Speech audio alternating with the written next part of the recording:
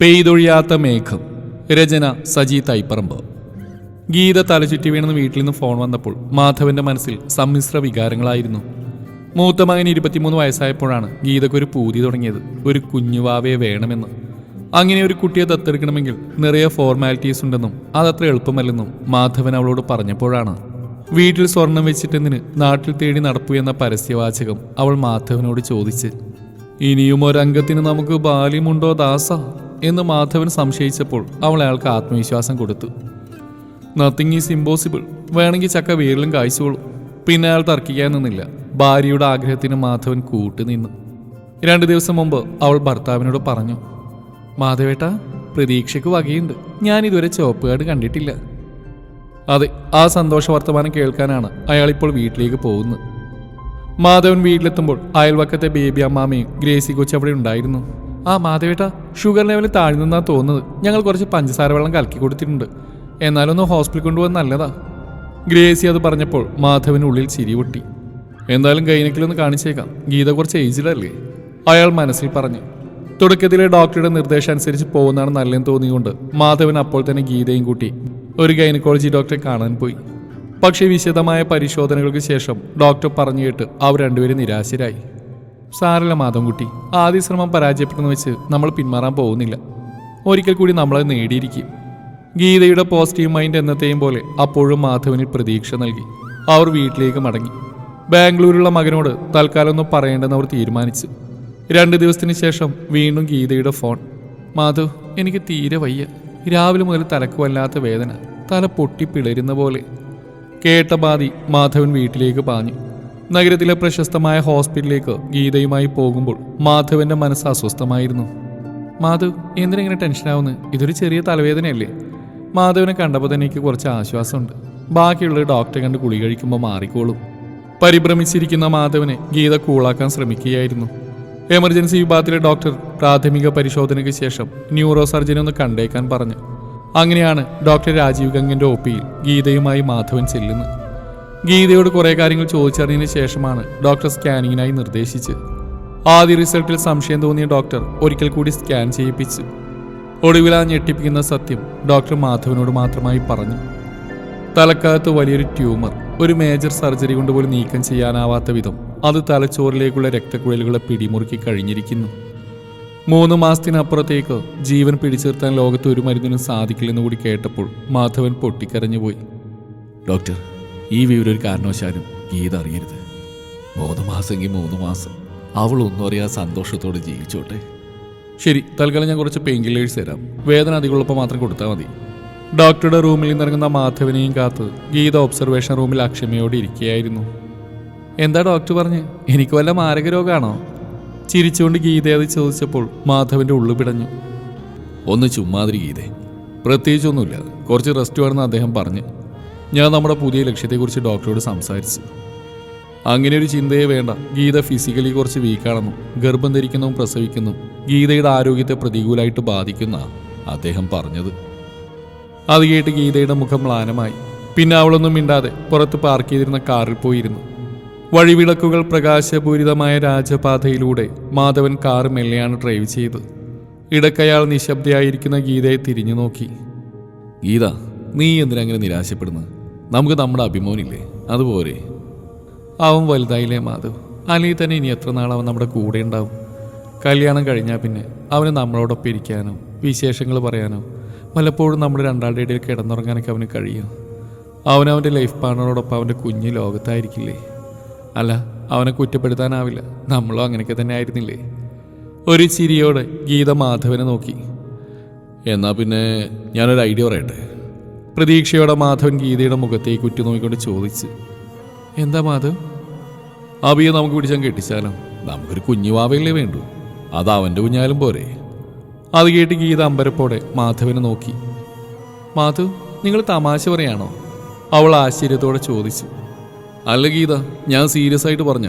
നിനക്ക് ഓർമ്മയില്ലേ, കഴിഞ്ഞ വർഷം അവൻ്റെ കൂട്ടുകാരൻ്റെ കല്യാണം കഴിഞ്ഞ കാര്യം അവൻ നമ്മളോട് പറഞ്ഞു. അതായത് 22ാമത്തെ വയസ്സിൽ. അപ്പോൾ 23 വയസ്സിൽ നമ്മുടെ അവൻ കല്യാണം കഴിച്ചാൽ എന്താ കുഴപ്പം? പക്ഷേ മാധവ്, അബി അതിനെ സമ്മതിക്കുമോ?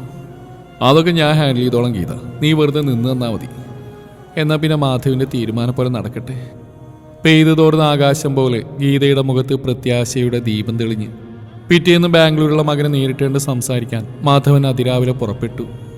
അച്ഛാ, അച്ഛനെന്താ ഈ പറയുന്നത്? ഞാൻ പഠിച്ചുകൊണ്ടിരിക്കുകയല്ലേ. എൻ്റെ കോഴ്സ് കംപ്ലീറ്റ് ഇനിയുണ്ട് 6 മാസം. അത് കഴിഞ്ഞ് ഞാനും സെറ്റാവാതെ എങ്ങനെയാണ് അച്ഛാ? അല്ല, അമ്മയ്ക്കെന്താ ഞാനിവിടെ കല്യാണം കഴിക്കണമെന്ന് ഇത്ര നിർബന്ധം? മാധവൻ മകനോട് കല്യാണക്കാര്യം മാത്രമേ സംസാരിച്ചുള്ളൂ. അമ്മയുടെ രോഗവിവരങ്ങളൊന്നും പറഞ്ഞില്ല. അബി ഇപ്പോൾ ഫൈനൽ ഇയർ ആണ്. അമ്മയുടെ കാര്യം അറിഞ്ഞാൽ ചിലപ്പോൾ അവനത് ഷോക്കാകുകയും അവൻ്റെ പഠനത്തെ പ്രതികൂലമായി ബാധിക്കുകയും ചെയ്യാൻ സാധ്യതയുണ്ടെന്ന തോന്നലാണ് അയാൾ ആ ഉദ്യമത്തിൽ നിന്ന് പിന്മാറ്റിയത്. അത് പിന്നെ മോനെ, നിനക്കറിയാലോ, നീ ഇവിടെ ബാംഗ്ലൂരും ഞാൻ ദിവസവും ജോലിക്കും പോയി കഴിയുമ്പോൾ അവളവിടെ തനിച്ചല്ലേ. ഒറ്റയ്ക്കിരുന്ന് അവൾ ആകെ മടുത്തു. അങ്ങനെ ഇരിക്കുമ്പോഴാണ് കഴിഞ്ഞ ദിവസം അമ്മയുടെ ഒരു കൂട്ടുകാരിയെയും മകളെയും ഒരു ഫംഗ്ഷനിൽ വെച്ച് അമ്മ കാണുന്നത്. മകളാണെങ്കിൽ നല്ല സുന്ദരി കുട്ടി. അമ്മക്ക് അവളെങ്ങ് ഒത്തിരി ഇഷ്ടമായി. അമ്മ പിന്നെ മുന്നും പിന്നും നോക്കാതെ കൂട്ടുകാരിയുടെ ഒരു ചോദ്യം, മോളെ എൻ്റെ അഭിമോന് കെട്ടിച്ചു തരുമോന്ന്. അവർക്കും അത് താല്പര്യമായിരുന്നു. പക്ഷെ ഒറ്റ ഡിമാൻഡ് അവർ വെച്ചുള്ളൂ, എത്രയും വേഗം കല്യാണം നടത്തണമെന്ന്. അടുത്ത മാസം. അതെന്താ വെച്ചാൽ അവർക്ക് അങ്ങനെ നിർബന്ധം? അത് വേറൊന്നുമല്ല മോനെ, കൂട്ടുകാരി ഹസ്ബൻഡ് വിദേശത്ത് സെറ്റിൽഡാ. ഈ കുട്ടിയാണെങ്കിൽ മുത്തശ്ശിയോടൊപ്പം നാട്ടിലും. ഇപ്രാവശ്യം അവർ ലീവിന് വന്നത് മകളുടെ കല്യാണം നടത്തിയിട്ട് തിരിച്ചു പോകാനാ. അതുകൊണ്ടാ അവർ ധൃതി വെക്കുന്നത്. ഓ, അതാണ് കാര്യം. അവരോട് പോയി പണി നോക്കാൻ പറയച്ച. നാട്ടിൽ വേറെ പെണ്ണില്ലേ? അതിനേക്കാൾ സുന്ദരിയായൊരു പെണ്ണിനെ അമ്മയുടെ മരുമോളായിട്ട് ഈ അഭിമുഖം കൊണ്ടുകൊടുക്കുന്ന അച്ഛൻ അമ്മയോട് ചെന്ന് പറയും. എന്നാലും ഇത്ര നാളമ്മ തനിച്ചിരുന്നില്ലേ, 1 വർഷം കൂടി ഒന്ന് വെയിറ്റ് ചെയ്യാൻ പറയും. അപ്പോഴേക്കും എനിക്കൊന്ന് പ്രിപ്പയർഡ് ആകാനും പറ്റും. മോനെ അബി, നീ ഒന്നുകൂടി ഒന്ന് ആലോചിച്ചിട്ട് പറഞ്ഞാൽ മതി. അമ്മ ഒരുപാട് പ്രതീക്ഷയില്ല അച്ഛനെയും കാത്ത് അവിടെ ഇരിക്കുന്നതേ. എന്നെ സമ്മർദ്ദത്തിലാക്കില്ല അച്ഛ. നാളെ എനിക്ക് മോഡൽ എക്സാം ഉള്ളതാ. ഓ സോറി മോനെ, ഇറ്റ്സ് ഓക്കെ. നീ ടെൻഷൻ ആവണ്ട, ഞാൻ അമ്മയെ കൺവിൻസ് ചെയ്തോളാം. താങ്ക് യു അച്ഛാ. അച്ഛനും തിരിച്ചു പോകുന്നുണ്ടോ? പിന്നെ തീർച്ചയായും. അമ്മയെ അപ്പുറത്തെ ഗ്രേസി ആൻറ്റി ഏൽപ്പിച്ചിട്ടാ ഞാൻ വന്നത്. അതെയോ? അപ്പോൾ ഗ്രേസി ആൻറ്റി ഇപ്പോൾ സാധാരണ നിലയിലായോ അച്ഛാ? ആ, കുഴപ്പമില്ല. ജോസൂട്ടിയുടെ മരണം അവൾക്ക് വലിയൊരു ഷോക്കായിരുന്നു. 12 വർഷത്തെ കാത്തിരിപ്പിനൊടുവിൽ ഗ്രേസി ഗർഭിണിയായെന്നറിഞ്ഞ സന്തോഷത്തിൽ കൂട്ടുകാർക്ക് ട്രീറ്റ് കൊടുക്കാൻ പോയതാ. പക്ഷേ തിരിച്ചു വരുന്ന വഴി ഒരു ആക്സിഡന്റ് രൂപത്തിലല്ലേ. കാലനൊരു കുടുംബത്തെ മുഴുവൻ കണ്ണീരിലാഴ്ത്തി അവനെയും കൊണ്ട് പോയത്. വെറുപ്പോടെയും സങ്കടത്തോടെയുമാണ് മാധവൻ അത് പറഞ്ഞത്. അതങ്ങനെയാണ് അച്ഛാ. എല്ലാവർക്കും ദൈവം സന്തോഷം മാത്രം കൊടുക്കില്ലല്ലോ, സങ്കടവും കൊടുക്കും. അച്ഛനെ വിട്ടുകളാം. എന്നാൽ പിന്നെ അച്ഛനെ ഞാൻ സ്റ്റേഷനിൽ ഡ്രോപ്പ് ചെയ്യാം. വിപിൻ്റെ ബൈക്ക് ഇവിടെ ഇരിപ്പുണ്ട്. 5:30 ട്രെയിനിൽ അച്ഛനെ കയറ്റി വിട്ടിട്ട് അഭിഷേക് തിരിച്ചുപോയി. ഗ്രീൻ സിഗ്നൽ കിട്ടിയപ്പോൾ ട്രെയിൻ മേലെ മുന്നോട്ട് നീങ്ങി തുടങ്ങി. നിമിഷങ്ങൾക്കകം ട്രെയിനിൻ്റെ വേഗത 10 മടങ്ങായി. തിരക്ക് കുറഞ്ഞ കമ്പാർട്ട്മെന്റിൽ ആളൊഴിഞ്ഞൊരു സീറ്റ് നോക്കി ജനാലയുടെ അടുത്തായി മാധവൻകുട്ടി ഇരുന്നു. പുറത്തേക്ക് നോക്കിയിരുന്നെങ്കിലും പുറത്തെ കാഴ്ചകളൊന്നും അയാൾ കാണുന്നുണ്ടായിരുന്നില്ല. അയാളുടെ മനസ്സ് മുഴുവൻ ഗീതയെക്കുറിച്ചുള്ള ഉത്കണ്ഠകളായിരുന്നു. ഗീതയോട് ഇനി എന്തു പറയും? മരണം കാത്തുകിടക്കുന്ന അവൾക്ക് ജീവിച്ചിരിക്കുന്ന നാളത്രയും പ്രതീക്ഷയും സന്തോഷവും കൊടുക്കാമല്ലോ എന്ന് കരുതിയാണ് താനായിട്ട് അബിയുടെ കല്യാണക്കാരൻ ചർച്ച ചെയ്തു. ചില പ്രതീക്ഷകൾ ജീവിക്കാനുള്ള ത്വരയുണ്ടാക്കുമെന്നും ഇച്ഛാശക്തിയുള്ള മനസ്സ് ശരീരത്തെ ബാധിച്ച രോഗങ്ങൾ അതിജീവിക്കുമെന്നും എവിടെയോ താൻ വായിച്ചിട്ടുണ്ട്. പക്ഷേ ഈശ്വരൻ ആ വഴിയും കൊട്ടിയടച്ചു. തന്നെ കൈവിട്ട് ഈശ്വരനെ അയാൾ മനസ്സാ ശപിച്ചു. സങ്കടം കൊണ്ട് അയാളുടെ കണ്ണുകൾ നിറഞ്ഞു. താടിയിലെ ജനാലപ്പടിയിൽ ചേർത്ത് വെച്ച് അയാൾ തേങ്ങിക്കരഞ്ഞു. പെട്ടെന്നാണ് തൻ്റെ തോളിൽ ആരോ പിടിച്ചതറിഞ്ഞ് അയാൾ തിരിഞ്ഞു നോക്കിയത്. ഡാ മാധവ, നീ വണ്ടിയിലുണ്ടായിരുന്നാ? എത്ര നാളായിടാ നിന്നെ കണ്ടിട്ട്? അല്ല, നിന്റെ മുഖം എന്താ വല്ലാണ്ടിരിക്കുന്നത്? നീ കരയായിരുന്നോ? എന്തു പറ്റിയടാ നിനക്ക്? സുധാകരനായിരുന്നത്, മാധവന്റെ ചെറുപ്പം മുതലുള്ള കൂട്ടുകാരൻ. ഒരുമിച്ച് പഠിച്ച് ഒരുമിച്ച് സർവീസിൽ കയറിയവർ. പക്ഷേ കുറച്ചുനാൾ കഴിഞ്ഞപ്പോൾ സുധാകരൻ ജോലി രാജിവെച്ച് ബാംഗ്ലൂരിൽ സ്വന്തമായി കമ്പനി തുടങ്ങി. സുധാകരന്റെ കുടുംബം പാരമ്പര്യമായി ബിസിനസ് ചെയ്യുന്നവരാണ്. തിരക്കുകൾ കാരണം കുറച്ചു നാളായി അവർ പരസ്പരം കോണ്ടാക്ട് ഇല്ലാതെ ഇരിക്കുകയായിരുന്നു. ഉറ്റ സുഹൃത്തിനെ കണ്ടപ്പോൾ മാധവൻകുട്ടിക്ക് അല്പം ആശ്വാസമായി. സുധാകരനോട് കാര്യങ്ങളെല്ലാം തുറന്നു പറഞ്ഞു കഴിഞ്ഞപ്പോൾ 2 ദിവസം ഒറ്റയ്ക്ക് നെഞ്ചിൽ കൊണ്ടുനടന്ന ഭാരമെല്ലാം ആവിയായി പോയതുപോലെ അയാൾക്ക് തോന്നി. നീ എന്തിനാ സുധാകരൻ ഇങ്ങനെ പേടിക്കുന്നത്? ഒരു ഡോക്ടർ മാത്രം പരിശോധിച്ചിട്ട് എന്തോ പറഞ്ഞെന്ന് വെച്ച് നീ അതും വിശ്വസിച്ച് ഉരുകിത്തീരാൻ പോവാണോ? എടാ, ഇന്ത്യയിലെ ഏറ്റവും പ്രശസ്തനായിട്ടുള്ള ന്യൂറോ സർജനുള്ള കോയമ്പത്തൂരുള്ള ഒലിവ് ഹോസ്പിറ്റലിലാണ്. ഇത്തരം നിരവധി കേസുകൾ അവിടെ ചെന്ന് നിഷ്പ്രയാസം ഭേദമായിട്ട് വന്നവരെ എനിക്കറിയാം. നീ ഒരു കാര്യം ചെയ്യുക, 2 ദിവസങ്ങളിൽ നമുക്ക് ഗീതയും കൂട്ടി അവിടെ പോവാം. പെട്ടെന്ന് തന്നെ ഗീതയോട് കോയമ്പത്തൂർ പോകാമെന്ന് പറയുമ്പോൾ അവൾക്കത് സംശയത്തിന് ഇടയാക്കും. അതുകൊണ്ടാണ് ഞാൻ പറഞ്ഞു, 2 ദിവസങ്ങളിൽ എപ്പോഴെങ്കിലും അവൾക്ക് തലവേദന വന്നേക്കാം. ആ തക്കതിന് നീ പറയണം, ഇതുപോലെ കോയമ്പത്തൂർ ഒരു ഹോസ്പിറ്റലുണ്ടെന്നും അവിടെ നിന്ന് കാണിച്ചു നോക്കാമെന്നും. പാലക്കാട് നിന്ന് കോയമ്പത്തൂരേക്ക് വലിയ ദൂരമൊന്നുമില്ലല്ലോ. സുധാകരൻ പറഞ്ഞ അഭിപ്രായം കൊള്ളാമെന്ന് മാധവനും തോന്നി. അഗ്നിപർവ്വതം പോലെ ഒരുക്കിക്കൊണ്ടിരുന്ന മനസ്സിനെ താൽക്കാലികമായി തണുപ്പിക്കാനെങ്കിലും സുധാകരന്റെ ഇടപെടൽ കൊണ്ട് സാധിച്ചു. വീട്ടിലെത്തിയ മാധവൻ അഭിയോട് കല്യാണക്കാരൻ സംസാരിച്ചത് ഗീതയോട് മറച്ചുവെച്ചു. അവന്റെ മറുപടി അറിയുമ്പോൾ അവൾക്ക് വിഷമമായാലോ. ഗീത, അടുത്ത ആഴ്ച അവന്റെ മോഡൽ എക്സാം കഴിയും. അതുവരെ അവനെ ഡിസ്റ്റർബ് ചെയ്യുന്നൊന്നും പറയേണ്ടെന്ന് എനിക്ക് തോന്നി. നീ വിഷമിക്കണ്ട, നിന്റെ ആഗ്രഹം പോലെ എല്ലാം നടക്കും. കാരണം നിന്നെ അവൻ അത്രയ്ക്ക് ഇഷ്ടാടൂ. ഭാര്യയെ ചേർത്തി പിടിച്ചുകൊണ്ട് അയാൾ അവിടെ തലമുടിയിൽ സ്നേഹത്തോടെ തഴുകി. പിറ്റേ ദിവസം രാത്രിയിൽ ഗീതയ്ക്ക് തലവേദന തുടങ്ങി. പെയിൻ കില്ലർ കഴിച്ചിട്ട് യാതൊരു ശമനമില്ലാതെ വേദന തുടർന്നപ്പോൾ മാധവൻ കോയമ്പത്തൂരിലുള്ള ഹോസ്പിറ്റലിൽ പോകാമെന്ന് ഗീതയോട് പറഞ്ഞു. എവിടെ പോയാലും വേണ്ടില്ല, എനിക്ക് ഈ വേദന സഹിക്കാൻ വയ്യ മാധവ്. അസഹനീയതയോടെ ഗീത ഇരുവശത്തേക്കും തല ഉടഞ്ഞു. ഒലിയു ഹോസ്പിറ്റലിലെ ശീതീകരിച്ച കൺസൾട്ടിംഗ് റൂമിലിരുന്ന് തന്റെ ലാപ്ടോപ്പിൽ ഗീതയുടെ സ്കാനിംഗ് റിപ്പോർട്ട് നോക്കിയായിരുന്നു ഡോക്ടർ ഇളങ്കോവൻ. എതിർവശത്തെ കസേരയിൽ ആശങ്കയോടെ മാധവനും കൂടെ സുധാകരനുമുണ്ട്. ട്യൂമർ ഉണ്ടെന്ന് പറഞ്ഞ് നേര് തന്നെയാണ്, പക്ഷെ അതൊരു സർജറിയിലൂടെ നീക്കം ചെയ്യാവുന്ന കാര്യമേ ഉള്ളൂ. എന്ന് വെച്ച് സർജറി ഉടനെ ചെയ്യാനും കഴിയില്ല, കാരണം ഇതൊരു മേജർ സർജറിയാണ്. അത് സക്സസ് ആവണമെങ്കിൽ പേഷ്യൻ്റ് മാനസികവും ശാരീരികമായിട്ട് സ്റ്റേബിൾ ആയിരിക്കണം. ഗീതയോട് ഞാൻ സംസാരിച്ചിരുന്നു, അവരൊട്ടും സന്തോഷവതിയല്ല. എന്തൊക്കെയോ ഡിസ്റ്റർബൻസ് അവരുടെ മനസ്സിനെ അലട്ടുന്നുണ്ട്. സി മാധവ്, ചിലപ്പോൾ നിങ്ങൾക്കതിൻ്റെ റീസൺ അറിയുമായിരിക്കും. അങ്ങനെയെങ്കിൽ സർജറിക്ക് മുമ്പായിട്ട് ഗീതയെ ഓക്കെ ആക്കേണ്ടത് നിങ്ങളുടെ ചുമതലയാണ്. എന്തായാലും ഞാൻ ട്രീറ്റ്മെൻറ്റ് സ്റ്റാർട്ട് ചെയ്യണം. കുറച്ച് ടാബ്ലറ്റ്സ് എഴുതുന്നുണ്ട്, കൃത്യമായിട്ട് കൊടുക്കുക. പിന്നെ ഒരാഴ്ച കൂടെ അഡ്മിറ്റ് ആവേണ്ടി വരും. 7 ദിവസത്തെ ഇഞ്ചക്ഷനുണ്ട്. അത് കഴിഞ്ഞ് നിങ്ങൾ വീട്ടിലേക്ക് മടങ്ങാം. പിന്നെ ശ്രദ്ധിക്കേണ്ട കാര്യം 3 മാസം തുടർച്ചയായിട്ട് ഗീതയെ കൊണ്ട് ഗുളിക കഴിപ്പിക്കുക എന്നുള്ളതാണ്.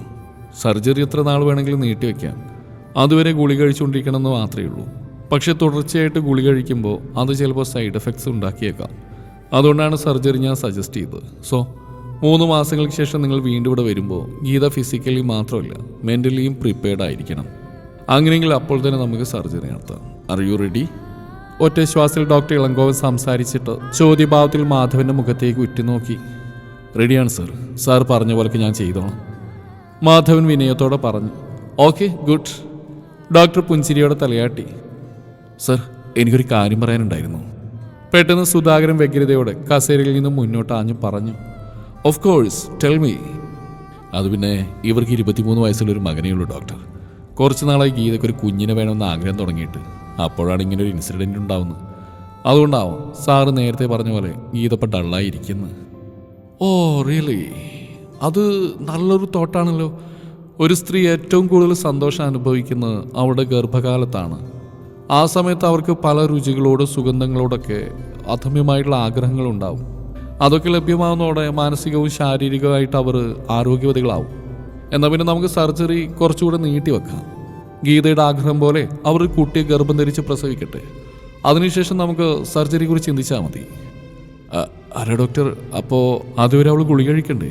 ഒരുപക്ഷെ അവൾ ഗർഭിണിയായ ആ സമയത്ത് എങ്ങനെ ഗുളിക കഴിക്കും? Nothing, don't worry. ഇപ്പോൾ ഗീത കഴിക്കുന്ന ഗുളിക എന്ന് പറയുന്നത് നിരവധി മൈക്രോ ത്രെഡുകൾ അടങ്ങിയ ഒരു മെറ്റീരിയൽ മാത്രമാണ്. അതായത് തലച്ചോറിലെ രക്തക്കുഴലുകൾക്കുള്ളിൽ കടന്ന് ബ്ലഡ് സർക്കുലേഷൻ ബൂസ്റ്റപ്പ് ചെയ്യുക എന്ന ജോലി മാത്രമാണ് അവൾക്കുള്ളത്. അതുകൊണ്ട് ഗർഭിണിയുടെയോ ഗർഭസ്ഥ ശിശുവിൻ്റെയോ ആരോഗ്യത്തിന് കോട്ടമൊന്നും സംഭവിക്കില്ല. Understand? Okay doctor, thank you so much. Okay, best of luck. അതുവരെ ഉണ്ടായിരുന്ന തൻ്റെ ആശങ്കകൾക്കൊക്കെ പരിഹാരവുമായിട്ടാണ് മാധവൻ സുധാകരനോടൊപ്പം ഡോക്ടറുടെ മുറിയിൽ നിന്ന് പുറത്തേക്ക് ഇറങ്ങിയത്. ഒരാഴ്ചത്തെ ഇഞ്ചക്ഷന് ശേഷം മാധവൻ ഗീതയും കൊണ്ട് വീട്ടിലേക്ക് മടങ്ങി. നമുക്കൊരു ഫിലിമിന് പോയാലോ ഗീതേ? എത്ര നാളെ നമ്മൾ തിയേറ്ററിൽ പോയൊരു സിനിമ കണ്ടിട്ട്. പിറ്റേ ദിവസം രാവിലെ ചായ കുടിച്ചുകൊണ്ടിരിക്കുമ്പോൾ മാധവൻ ഗീതയോട് പറഞ്ഞു. അതാ നല്ലത്. സിനിമയ്ക്ക് മാത്രമല്ല, ബീച്ചിലും പോകണം. പിന്നെ ഇന്നത്തെ ഡിന്നർ പുറത്തുനിന്നാക്കാം. എന്താ? ഓക്കെ, നിന്റെ ഇഷ്ടം. കുറച്ച് നാളായി അവരുടെ ഇടയിൽ മങ്ങിയിരുന്നിരുന്ന പ്രണയം വീണ്ടും തളിർക്കുകയായിരുന്നു. ഒരു റൊമാൻറ്റിക് സിനിമയായിരുന്നു അവരെന്ന് കണ്ടത്. ഡിന്നറിന് ശേഷം കാറിൽ വീട്ടിലേക്ക് തിരിക്കുമ്പോൾ ചാറ്റൽ മഴ പെയ്യുന്നുണ്ടായിരുന്നു. കുളിരി കൂടിയപ്പോൾ ഗീത AC-യുടെ ടെമ്പറേച്ചർ കൂട്ടിയിട്ട് മെല്ലെ മാധവന്റെ തോളിലേക്ക് ചാഞ്ഞു. അപ്പോൾ അവരുടെ മനസ്സിന്റെ പ്രായം 26-21 മാധവൻ തന്റെ വലതുകാൽ കാറിന്റെ ആക്സിലേറ്ററിൽ അമർത്തി ചവിട്ടി. ദിവസങ്ങൾ പിന്നെയും കൊഴിഞ്ഞുകൊണ്ടിരുന്നു. ഹോസ്പിറ്റലിൽ നിന്നും ഗീത വീട്ടിൽ വന്നിട്ട് 2 ആഴ്ചയാവുന്നു. അടുക്കളയിൽ ഉച്ചക്കത്തേക്കുള്ള ഭക്ഷണം തയ്യാറാക്കുന്ന തിരക്കിലായിരുന്നു ഗീത. അപ്പോഴാണ് അപ്പുറത്തെ ബേബി അമ്മാമയുടെ നിലവിളി കേൾക്കുന്നത്. ഉടനെ തന്നെ അവൾ പരിഭ്രമത്തോടെ അങ്ങോട്ട് ഓടിച്ചെന്നു. എന്തു പറ്റി അമ്മാമേ? ആകാംക്ഷയോടെ ഗീത ചോദിച്ചു. മോളെ, ഇത് കണ്ടോ? ഗ്രേസിക്ക് ബ്ലീഡിംഗ് ഉണ്ട്. എനിക്കാകെ പേടിയാവുന്ന മോളെ. അമ്മാമ പേടിക്കണം. നമുക്കുണ്ടെങ്കിൽ ഗ്രേസി ഹോസ്പിറ്റലിൽ എത്തിക്കണം. അവൾക്ക് ഡോക്ടർ പറഞ്ഞ ഡേറ്റ് അടുത്ത ആഴ്ചയല്ലേ? അതേ മോളെ, 2 ദിവസം കഴിഞ്ഞിട്ട് ചെന്ന് അഡ്മിറ്റ് ആവാനാ പറഞ്ഞ്. ശരി, ഞാൻ മാധവനോട് പറഞ്ഞ് കാറിലേക്ക് കൊണ്ടുവരാം, നിങ്ങൾ വേറെ റെഡിയാകുക. പിന്നെ എല്ലാം വളരെ പെട്ടെന്നായിരുന്നു. ഏതാനും മിനിറ്റുകൾക്കകം മാധവൻ അവരെയും കൊണ്ട് ഹോസ്പിറ്റലിലെത്തി. ഉടൻ തന്നെ ലേബർ റൂമിലേക്ക് അയറ്റിയ ഗ്രേസിയുടെ വിവരമറിയാനുള്ള വ്യഗ്രതയോടെ ബേബി അമ്മാമ്മക്കൊപ്പം ഗീതയും മാധവനും പുറത്ത് കാത്തുനിന്നു. അല്പനേരം കഴിഞ്ഞ് ഡോക്ടർ പുറത്തേക്ക് ഇറങ്ങി വന്നു. നിങ്ങൾ ഗ്രേസിയോടൊപ്പം വന്നവരാണോ? അതെ ഡോക്ടർ. എങ്കിൽ നിങ്ങൾ രണ്ടുപേരും കൂടി എൻ്റെ റൂമിലേക്കൊന്ന് വരൂ. ഗീതയുടെയും മാധവൻ്റെയും നീരെ വിരൽ ചൂണ്ടിക്കൊണ്ട് ഡോക്ടർ അത് പറഞ്ഞപ്പോൾ ജിജ്ഞാസയോടെ അവർ ഡോക്ടറെ അനുഗമിച്ചു. നിങ്ങൾ ഗ്രേസിയുടെ ബ്രദറാണോ? അയ്യോ അല്ല ഡോക്ടർ, ഞങ്ങൾ നെയ്ബേഴ്സാ. പെട്ടെന്നൊരു ആവശ്യം വന്നപ്പോൾ അവരെ സഹായിക്കാൻ മറ്റാരില്ലാത്തതുകൊണ്ട് ഞങ്ങൾ വന്നാ. ഓക്കെ, ഞാൻ നിങ്ങളെ വിളിച്ച മറ്റൊന്നുമല്ല. ഗ്രേസിയുടെ കാര്യം കുറച്ച് കോംപ്ലിക്കേറ്റഡാണ്. നോർമൽ ഡെലിവറിക്ക് റിസ്ക് എടുക്കാൻ കഴിയില്ല. അതുകൊണ്ട് നെക്സ്റ്റ് ഓപ്ഷൻ സിസേറിയനാണ്. അതിന് ഉത്തരവാദിത്തപ്പെട്ട ആരെങ്കിലും സൈൻ ചെയ്യേണ്ടി വരും. ഗ്രേസിയുടെ ഹസ്ബൻഡില്ലെന്നറിയാം. പിന്നെ അവർക്ക് മറ്റാരുമില്ലെങ്കിൽ ആ ഉത്തരവാദിത്തം നിങ്ങളെ ഏറ്റെടുക്കുമെന്നറിയാനാ. അതെന്താ ഡോക്ടർ, ഞാൻ സൈൻ ചെയ്തോളാം.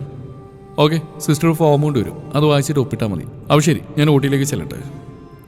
ഡോക്ടർ കസേരയിൽ നിന്ന് എഴുന്നേറ്റപ്പോൾ മാധവനും ഗീതയും കൂടി ലേബർ റൂമിന് മുമ്പിലെ ചാരു ബെഞ്ചിലേക്ക് മടങ്ങിപ്പോയി. ദിവസങ്ങൾ പിന്നെയും കൊഴിഞ്ഞുപോയിക്കൊണ്ടിരുന്നു.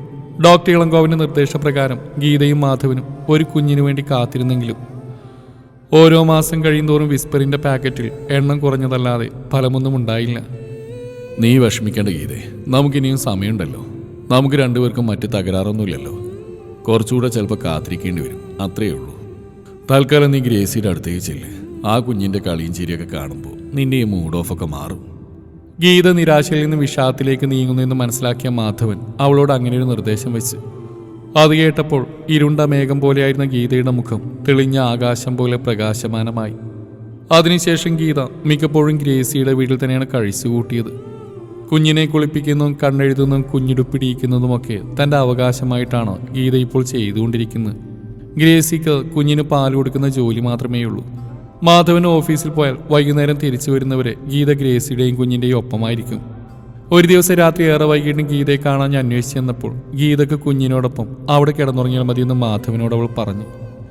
ഒരു ദിവസം കിണറ്റിൻകരയിൽ നിന്ന് ഗീതയുടെ നിലവിളി കേട്ടാണ് ബേബി അമ്മാമ അങ്ങോട്ട് ഓടിച്ചെല്ലും. ഗ്രേസി കാൽവഴുതി കിണറ്റിലേക്ക് വീണു അമ്മാമേ. ഗീത പറഞ്ഞു കേട്ട് അമ്മാമ അലറിക്കരഞ്ഞു. എന്റെ ഈശോയെ, എന്റെ മോളെ രക്ഷിക്കണേ, അയ്യോ ഓടി വരണേ, എന്റെ മോളെ രക്ഷിക്കണേ. അമ്മാമയുടെ അലർച്ചയുടെ റോഡിലൂടെ പോയവരാണ് ആദ്യം ഓടിയെത്തുന്നത്. കിണറ്റിലേക്ക് നോക്കിയവരെല്ലാം അഗാധമായ ആഴം കണ്ട് പേടിച്ചു മാറി നിന്നു. ആരെങ്കിലും ഫയർഫോഴ്സിനെ വിളിക്ക്. കൂട്ടത്തിലാരോ ഫയർഫോഴ്സിലേക്ക് ഫോൺ ചെയ്തു. ഫയർഫോഴ്സ് എത്തുന്നതിന് കുറച്ചു മുമ്പ് വരെ ഒരിറ്റി ജീവന് വേണ്ടി കൈകാലിട്ടടിച്ചുകൊണ്ടിരുന്ന ഗ്രേസി ഒടുവിൽ കിണറിന്റെ ആഴത്തിലേക്ക് മറയുന്നത് കൂടിയുന്നവരെല്ലാം നിസ്സഹായതയോടെ നോക്കി നിന്നു. ഗ്രേസിയുടെ ശവമടക്കഴിഞ്ഞ് സെമിത്തേരിയിൽ നിന്ന് മടങ്ങുമ്പോൾ അവളുടെ കുഞ്ഞിനെ ഗീത മാറോട് ചേർത്ത് പിടിച്ചിരിക്കുകയായിരുന്നു. അമ്മാമേ, തൽക്കാലം കുഞ്ഞിനെ ഞങ്ങൾ നോക്കിക്കോളാം. പിന്നീട് അമ്മാമ്മക്ക് വേണം തോന്നുമ്പോൾ തിരിച്ചു തരാം. വീടിനടുത്തെത്തിയപ്പോൾ കാറിൽ നിന്നിറങ്ങിയ ബേബി അമ്മാമയോട് മാധവൻ പ്രതീക്ഷയോടെ പറഞ്ഞു. കുറച്ചേരം ഗീതയുടെ കയ്യിലിരുന്നുറങ്ങുന്ന കുഞ്ഞിന്റെ മുഖത്ത് നോക്കിയിരുന്ന ശേഷം ഒന്നും മിണ്ടാതെ അമ്മാമ്മ കാറിൽ നിന്നിറങ്ങി സ്വന്തം വീട്ടിലേക്ക് പോയി. ഗീത പതിയെ നഷ്ടപ്പെട്ട തന്റെ സന്തോഷം വീണ്ടെടുക്കുകയായിരുന്നു. മാനസികപരമായ സന്തോഷം കൈവന്നതോടുകൂടി ശരീരത്തിൽ നുഴഞ്ഞു കയറിയ രോഗത്തെ ചെറുത്ത് തോൽപ്പിക്കാനുള്ള ആരോഗ്യവും അവർക്ക് ലഭിച്ചു തുടങ്ങിയിരുന്നു. മാധവൻ പ്രതീക്ഷയിലാണ്. രോഗമെല്ലാം മാറി തിരിച്ചു വരുന്ന തൻ്റെ ഭാര്യയെ കൺകുളിർക്കെ കാണാനുള്ള പ്രതീക്ഷ.